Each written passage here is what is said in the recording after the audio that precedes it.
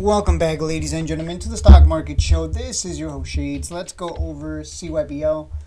As I mentioned before, probably the most important thing to keep an eye on is the volume. The volume is the most important thing. Too many people bought in thinking it's going to go to $1.10, 6.5 cents, and I'm just sitting here like, huh? What are you smoking? Whatever you're smoking, give some of that. But seriously, the volume is we might not even touch 2 cents, which would be pretty funny if you ask me. That would be pretty funny if we don't touch at least 2 cents. But I want to show you something. So I had to go to TradingView and look at their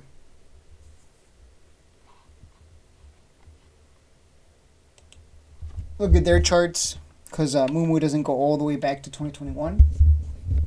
And so I just want to show you, back when we started this run from 0018 to 6.5 cents, you can see here it ran from double zeros to 6.5 cents, then it tanked to 1 penny, and then back to double zeros again. So the difference between now and then is you can see these big green candle right here. Look at this big green candle.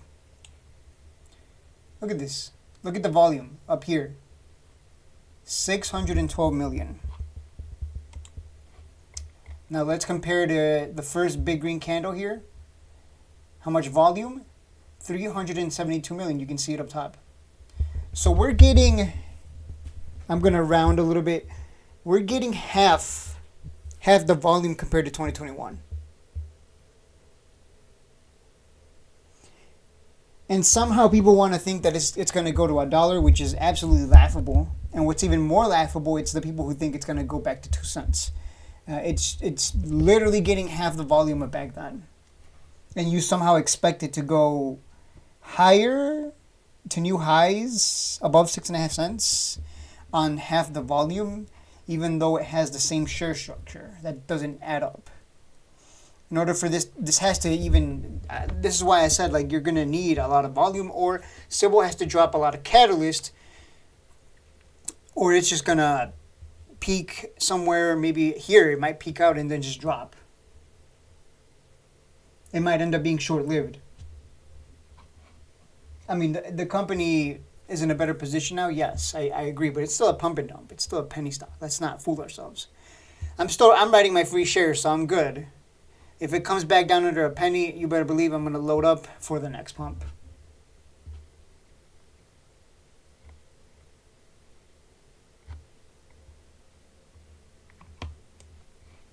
You can see right here I typed in CYBL on Twitter. You can follow me on Twitter. I do post, let me see. Yeah, I do post like, hey, here's a good opportunity, APLD under $10, which is, it's headed there. Bitcoin, if it goes under 100K, you know what to do. So every day I try to post some ideas. So, you know, so feel free to give me a follow. Okay, CYBL, I've got 2 years to go to retirement. CYBL might make it happen before the summer is over. Yeah, someone who doesn't understand the charts. Here's what we need to see happen. Let's make it happen. Yeah, with half the volume. Good luck.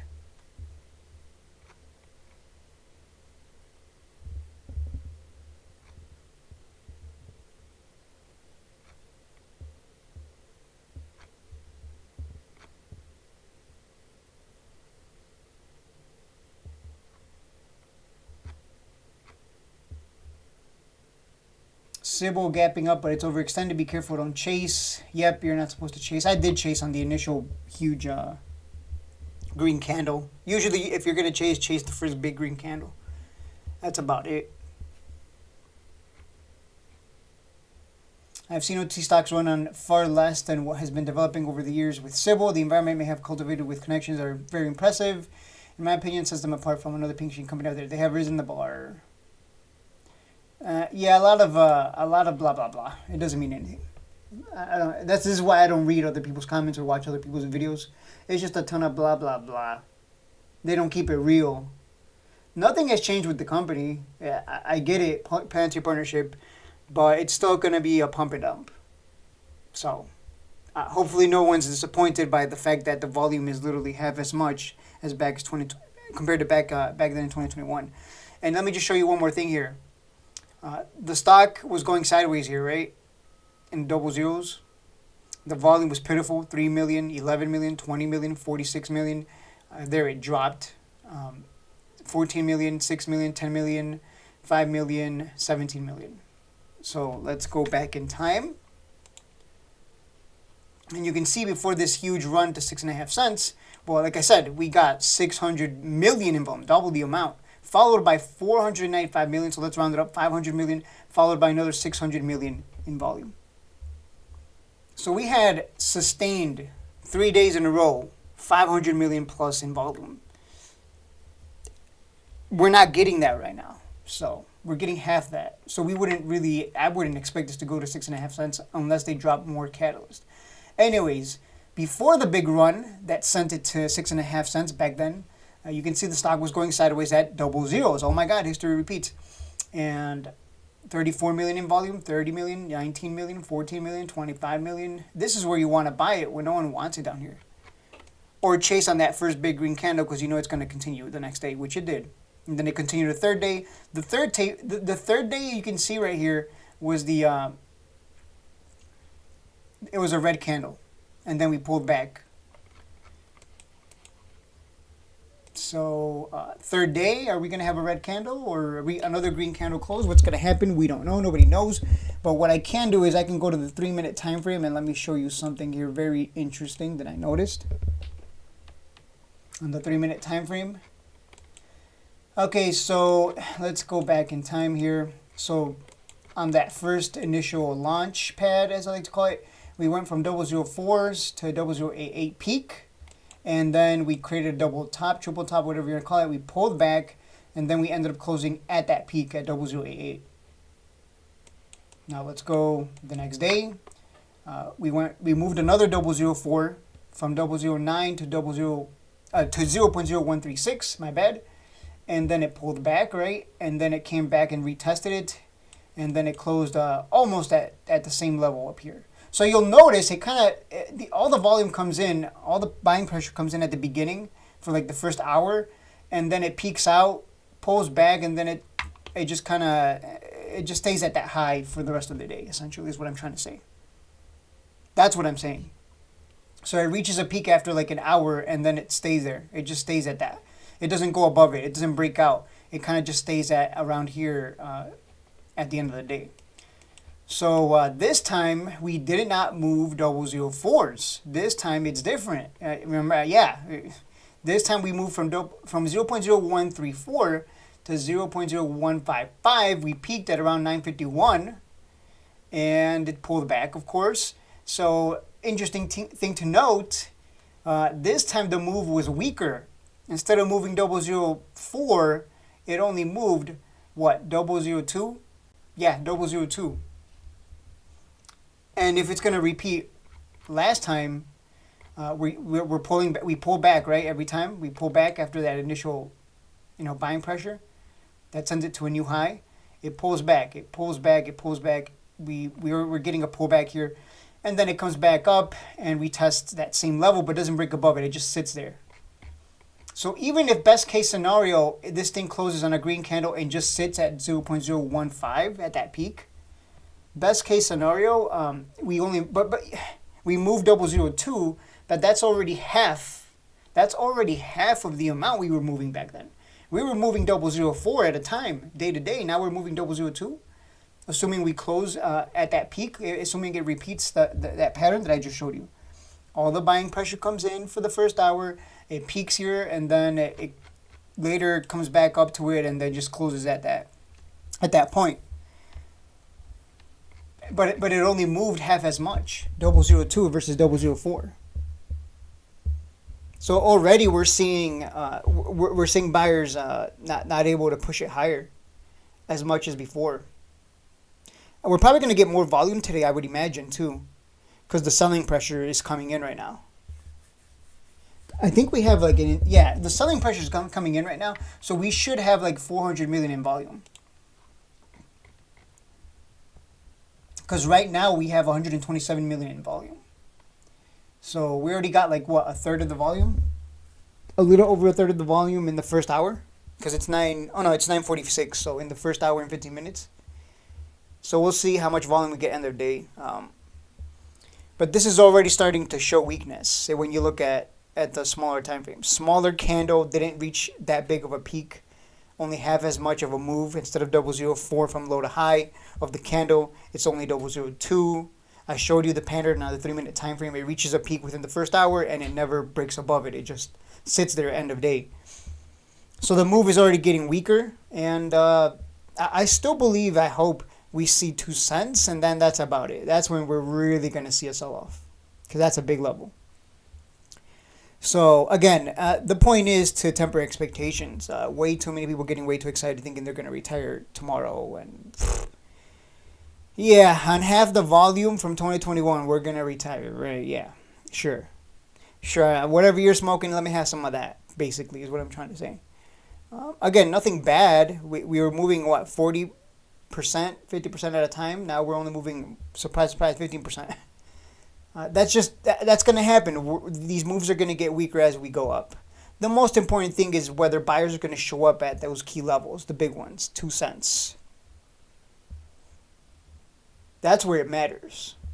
Too many people getting excited right now, and it's like, bro, we need to get past 2 cents. If we can't break that, it's just going to rinse and repeat last time. It's just gonna fall from 2 cents. And we're not even there yet, and we're already seeing weakness. So let's see what happens today. I don't know if what happened with Iran has anything to do with it, quite frankly. I think it was going to pull back anyways. But because it's just not enough volume. It's just not. They have to drop a catalyst or something. But it's just not enough volume. You got way more volume back in 2021. And 2021 was a special time as well.